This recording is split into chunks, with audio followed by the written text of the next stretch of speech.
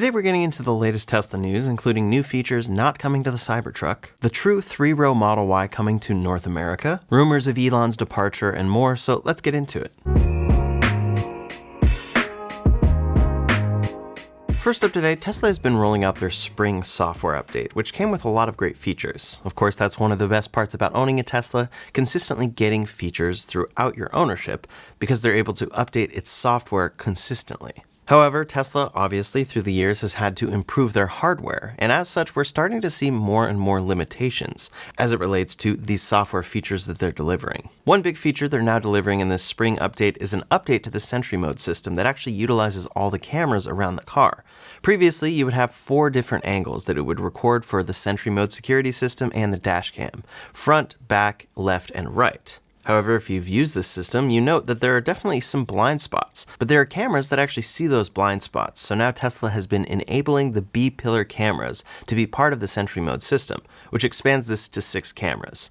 As a result, that eliminates blind spots, and they've improved the player to make it a little bit easier when you're handling this many cameras at once. However, it's now confirmed that this is only coming to hardware 4 vehicles. So hardware 4 vehicles include the Model S and X after about mid-2023, along with the Model 3 and Y after about mid-2023. So there are plenty of pre-refresh Model Ys that include this feature now. And then, of course, the latest Teslas that you buy include this, with the exception of the Cybertruck. And that's a really weird one. The Cybertruck is the latest Tesla with all of their latest computers and everything. So it is a bit disappointing to not see it there. One thing that people thought is that maybe hardware 3 cars, like the Model Y, when they updated the Ryzen chip but still had hardware 3, would be able to get this feature, but that does not seem to be the case. For those cars, they've given it the new player, but not the additional 2 camera angles. This is definitely weird to see on the Cybertruck because there doesn't seem to be any hardware restriction there. However, we do know that the Cybertruck is one of the first cars that Tesla has enabled their more efficient version of Sentry Mode on, so maybe it's going to take them a little more time to deliver this feature on that truck. Arguably, the Cybertruck is the car that needs this feature the most right now from Tesla, so hopefully they can deliver it soon. In any case, this feature is coming alongside adaptive headlights being enabled on Tesla vehicles since they've been shipping their cars with this hardware for a couple years now. It's great to see them enabling this, but of course, there will be plenty of Tesla vehicles that do not actually get this feature because they don't have the hardware. So while this spring update is quite exciting, there are a number of vehicles, even including the latest Cybertruck, that are not getting all of the features that Tesla has talked about here. It's an interesting part of software updates with all devices, and we'll see how this develops going into the future here. Of course, with full self-driving, we know Tesla has said they'll probably have to update hardware 3 cars to hardware 4 if and when they achieve true unsupervised self-driving. But at a certain point, of course, they're not going to be able to support all the latest features on older hardware. Next up today, we're in an interesting transition process for the Model Y and then for whatever cheaper models Tesla plans to make. In North America, Tesla has not introduced a rear-wheel drive version of the Model Y yet, and we do expect that this car will only have a few small downgrades, just like the previous generation did. So it will look an awful lot like today's long-range all-wheel drive version of the Model Y that starts just under $50,000. But of course, it will have a little bit longer range because it's only rear-wheel drive, and then they'll probably reduce things like the stereo. However, we know that Tesla plans to make an affordable version of the Model Y. At their last earnings call, they talked about how these more affordable vehicles they've been talking about for some time will resemble their current cars in both form and shape. So basically, they're going to be stripped down versions of the Model 3 and Y. Details about what all they're going to strip down have been coming in, and a lot of it's based on what Tesla has done with the rear-wheel drive Cybertruck, but there are a few differences. Today, Tesla already sells a stripped-down Model 3 in Mexico, so we're expecting similar to come to other areas, including the United States, and then for those changes they made there to come to the Model Y. Those include gray textile seats in a standard fabric, white ambient lighting instead of multicolored, no heated or ventilated seats, no heated steering wheel, no rear screen, manual rear vents, no cup holder cover in the front console, as you can see in this comparison photo, an unchanged sound system, and then acoustic glass for the front windows only instead of all windows. Now that unchanged sound system will actually probably be downgraded because it will be what they previously have shipped on the rear-wheel drive versions of these cars. Today, the rear-wheel drive Model 3 comes with a downgraded sound system, and it's actually a little bit of a disappointment compared to what is offered in the all-wheel drive version, but of course it helps to bring down cost. And then of course the big detail there would also be a standard range vehicle with a smaller battery pack. However, there have been rumors for quite some time that Tesla is actually planning to make a bigger version of the Model Y. This would be a true 3-row version of the Model Y, because for Tesla today, if you want to get a 3-row SUV and you want it to be able to actually accommodate 6 or 7 people as they grow up, the Model X is really the only car that can suffice here. The Model Y has a 7-seater option, but that third row is incredibly small. So there have been heavy rumors that Tesla plans to make a longer wheelbase version of the Model Y out of China with 3 rows. Most reports have said this would be coming exclusively out of China. However, new reports are saying it should be coming to North America as well, and this is something that will be exciting for a lot of customers. Reports said that this would be coming out of Giga Shanghai as early as May, and that at the end of April they were already shutting down parts of that production line for about a week in order to prepare for this change. So we could see this come very soon over at Giga Shanghai, but the latest rumors say it will be coming out of Giga Texas as well. I think that's an incredibly smart move for Tesla because it's one that could allow them to actually increase the price of the Model Y a little bit and then get a large market that wants those true 3 rows. Today the Model Y is very versatile, but some families are just too large. It's just not large enough to accommodate people, and then upgrading all the way to a Model X is a little bit of a stretch. I'm curious if we'll see one of these out on the road because we will be able to tell the difference. Tesla has been out testing various camouflaged Model Ys, even though we've seen the latest version, so we know something new is coming soon. Maybe a performance model, maybe a stripped down one without a rear light bar. We're not entirely sure what they're out there testing covered up in the United States and in India. But soon enough, they'll probably have to be out there testing a longer wheelbase version of the Model Y, and I think no matter how much they covered up, people are going to be able to tell. So we might be seeing those sightings coming up soon, both in China and hopefully the United States. In any case, there's a lot of questions with the rollout of what Tesla plans to do for the Model Y. Will they have a rear-wheel drive long-range version of the Model Y, and then a rear-wheel drive standard range with even more downgrades? Will they do a stripped-back version of the Model 3 soon? We'll have to see. But when it comes to the Cybertruck, we know that Tesla is rolling out that rear-wheel drive version come June to July. They announced this back on April 10th with a tweet detailing its price, which includes the federal tax credit, bringing it to $62,490, a range of up to 362 miles when you use that soft tonneau, and then a 7,500-pound towing capacity. Deliveries are expected to start in June to July, but near me it actually says July to August, so it seems there might be some demand for this particular trim in certain areas. Before we go any further, I want to quickly mention a great detail shop you may be interested in as a Tesla owner. Rhino Films and Detailing is located in Huntington Beach, California, and specializes in window tinting, paint protection film, and ceramic coating. I had a full PPF wrap and window tinting done on my Performance Model 3, and they did an incredible job. What's great about their window tint in particular is that it also can reject heat, and then the PPF has a self-healing top coat that prevents certain scratches. If you happen to live around Orange County or Los Angeles and want to take your car to a great dealership, they're definitely worth checking out, and you'll get 10% off by mentioning my name. Their website and Instagram are linked in the description below. With that said, production is underway. If they're planning to launch this car in a month, it does seem production would need to be underway, and we are seeing it coming out of Giga Texas. Here are a couple of them spotted last week, and we can really tell because of the details on the bed and the fact that the tonneau cover is not closed because it doesn't come with a pre-installed hard tonneau cover. It doesn't even support it. This comes alongside photos that Joe Tegmeyer took on April 18th of the rear-wheel drive Cybertruck, and again we can tell because of the details in the bed. It doesn't have a cover, and then it has fewer buttons because there's not actually a tonneau cover to control there. It's great to see production finally underway for the rear-wheel drive Cybertruck, and we'll have to see how deliveries go, how many people actually want this truck, and then when Tesla ships the first ones. Then I'm curious to see if they're actually successfully profitable on the rear-wheel drive Cybertruck, if all of these changes can enable it to bring that lower price, or if they really need to make a lower range version. In any case, a lot of different cars are expected from Tesla quite soon. It just seems that they'll all be variations of what they currently offer. Next up today, there's a new report out of Wall Street Journal saying that Tesla's board has seriously considered replacing Elon Musk, but this report has already been refuted by Tesla and Elon Musk. In the Wall Street Journal report, it said that Tesla's board began seeking a successor in March of 2025 due to Tesla's declining profits and stock price. There were also concerns over his split time with Doge, and they say, quote, board members reached out to several executive search firms to work on a formal process for finding Tesla's next chief executive, according to people familiar with the discussions. Board members told him he needed to spend more time on Tesla, according to people familiar with the meeting, and he needed to say so publicly. They even say in here that Elon Musk himself had indicated that he doesn't really want to be Tesla's CEO any longer, but he was, quote, worried no one could replace him.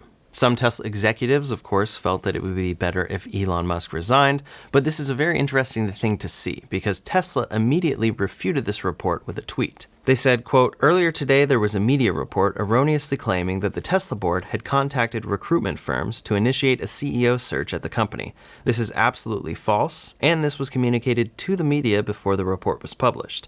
The CEO of Tesla is Elon Musk, and the board is highly confident in his ability to continue executing on the exciting growth plan ahead. This comes from Robin Denholm, who is Tesla's chairman of the board. After this, Elon Musk himself tweeted, it is an extremely bad breach of ethics that the Wall Street Journal would publish a deliberately false article and fail to include an unequivocal denial beforehand by the Tesla board of directors. Then, of course, the Wall Street Journal responded saying, we stand by our reporting. Tesla was given the opportunity to provide a statement before publication, which they did not do. Now, some parts of both of these seem likely, like the fact that Tesla maybe didn't actually provide a statement ahead of time because they don't have a PR department, but Robin Denholm seems to indicate that they did tell the media about this ahead of time. It's just unclear what the media means versus the Wall Street Journal directly. In any case, it's something that clearly shows what's going on right now, which is that a lot of people want to see Elon Musk replaced, but over at Tesla, they want him to stay. It seems the Tesla board is confident in Elon Musk's ability as a CEO, and then his growth plan involving everything full self-driving and AI into the near future. This was a rough quarter for Tesla, so many are expecting that things will need to change, but we'll have to see where things go. He's always thinking long-term, and it seems the board agrees with that approach. But it is May now, and we do know soon enough Elon Musk will be stepping back from his position over at Doge. He's indicated that he will be working less there and more in an advisory position, and spending more of his time at Tesla. In fact, the White House chief of staff said, quote, instead of meeting with him in person, I'm talking to him on the phone. But it's the same net effect. It really doesn't matter much. She indicated that Musk hasn't been here physically, he's not out of it altogether, he's just not physically present as much as he was. The people that are doing this work are here doing good things and paying attention to the details. He'll be stepping back a little, but he's certainly not abandoning it, and his people are definitely not. So Elon Musk will very much still be involved with the Doge process, but he's not going to be as much at the forefront like we've seen for quite some time. We'll see if more details come out of this report, but it seems that no matter what, Tesla is confident in Elon Musk. Now, speaking of the Trump administration, of course we have the tariff situation, which is seeming to change day to day. As such, the latest news here relates to the auto market and the fact that the Trump administration seems to be easing tariffs on imported parts for automakers that make cars in the United States. Of course, a 25% tax will remain on imported vehicles, but the White House is changing the tariffs to ensure that, quote, they are not stacked on top of other levies, such as for the steel and aluminum commonly used in automobiles. The executive order follows in-depth conversations between the Trump administration and domestic automakers. Automakers have said that this change will help them to invest further into the United States. And overall, that does make sense because it gives them a little bit of time to adjust here. Mary Barra, GM's CEO, said, we appreciate the productive conversations with the president and his administration and look forward to continuing to work together. Basically here, there are reduced tariffs for 2 years for these auto parts, and specifically for automakers that are assembling in the US. Then things will change in year 3, so it gives them some time to adjust. Overall, all of this is so complex that we don't really know the calculations here, what all rates will actually apply to what components for every automaker and more, but I'm most curious to see how this all relates to batteries going into the near future here. Of course, we know that tons of electric vehicle batteries are made in China, and that's really great when automakers can use them here. But ultimately, we do want that production to come to the United States. It just takes a decent amount of time. You can't build up a new battery factory overnight. And that's why we've seen different automakers having different approaches to these tariffs. Companies like Rivian have been adjusting, and a new report says that Rivian, in anticipation of tariffs on imported EV components, began stockpiling LFP batteries from China's Goshen in late 2024. These are primarily for their electric delivery vans, but they also collaborated with Samsung SDI from South Korea to transport a large amount of cells to the US in early 2025. Those are battery cells for the R1S and R1T. So they seemed to stockpile a lot of batteries ahead of these tariffs so that they're covered at least for the next few months or maybe even longer. And it may be something that can buy them some time as US battery production increases. But of course, we'll have to see how this all develops. Over at GM, they are not planning to move production of their Equinox and Blazer EV for the time being. The Equinox and Blazer are both made in Mexico right now, and they plan to keep prices steady throughout 2025 despite the imposition of 25% US import tariffs on vehicles that are produced in Mexico. Currently, the Equinox EV starts under $35,000 before destination chargers and before the EV tax credit, so it makes it one of the most affordable EVs in the US with a range over 300 miles.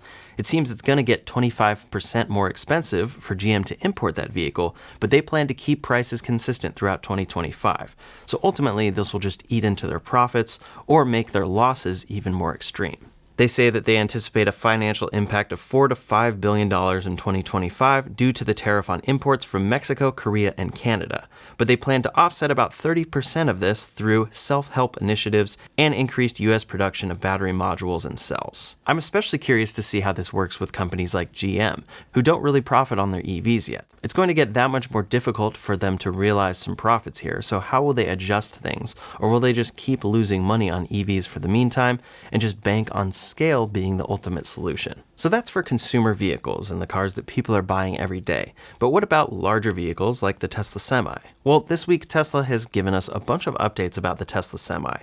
Tesla posted a video tour of the Semi factory detailing how construction is well underway there, and it's designed to have an annual capacity of 50,000 Semi units per year. They will be building to that over the next several quarters, and the first units will come off of the assembly line this year. Then they plan to ramp throughout 2026 to get to that number of 50,000 units per year. Now, the Tesla Semi is very functional. All the way back in 2022, Tesla posted a video of this fully loaded Semi driving 500 miles on a single charge. So that's already good, but a big part of what enables the Semi to actually replace diesel vehicles will be Tesla's megacharger infrastructure. Just like Tesla's supercharger network, it's what really makes these cars work. It's what makes the Tesla Semi viable and something that people can actually rely on because there's reliable charging on the routes that they need. So Tesla announced this week that they're planning to deploy public semi-charger stations, starting with 46 stations in early 2027. These will be megachargers, and the map that they showed indicates where they will focus. As we can see, there's a lot to enable a California to Texas route and back and forth, and then there's some on the East Coast. This was a presentation that Tesla held at ACT Expo this week with Dan Priestley, and he detailed all of this regarding these upcoming megacharger stations, as well as the fact that Tesla semis have already traveled cumulatively 7.9 million miles. More than 26 individual semis have also traveled over 100,000 miles each. These are still their pilot Tesla semis and not the ones coming off of their official new assembly line, so we'll see if anything changes with the product there, but it seems so far they're lasting a decent amount of time, and soon the infrastructure will be in place for many companies to utilize this without having to partner directly with Tesla. So the Tesla Semi actually really seems to be delivering here. It's delivering on the majority of what Tesla originally promised, I guess with the exception of autopilot, full self-driving, and the future-enabled convoy feature. Of course, this could come down the line, but Tesla has talked about the ability for one Tesla Semi to lead and then for multiple to follow behind it, self-driving. So it's delivering a lot of these things, but of course, largely behind schedule. They originally said that this would come in 2019, and now it's looking like real production will be in 2026, with megachargers really coming online in 2027. So it's largely behind schedule, and then rumors have said that pricing has increased quite a bit from what they originally announced. To some degree, this makes sense, but of course, it will be disappointing if it's a large price increase like we've seen with the Cybertruck. Either way, things are moving forward in an exciting way for Tesla's Semi, and it's one of those products that will make an impact on their future earnings and the company as a whole, kind of like their energy business. But it's one of those products that people don't really know even exists or don't really pay attention to because it's not something average consumers are buying. As Tesla on the consumer side really focuses on self-driving, we're seeing them continue to expand and grow in these larger areas that provide electric infrastructure. I'm particularly interested to see, though, once full self-driving can come to the Tesla Semi, because that will be something that really changes the game for shipping if you can just send off your truck autonomously. That's all the latest Tesla news for today, so in the meantime, if you want to see the latest big discounts Tesla is offering on their cars, you can check out that video linked up here or in the description below. Thanks so much for watching, and I'll see you on the next one.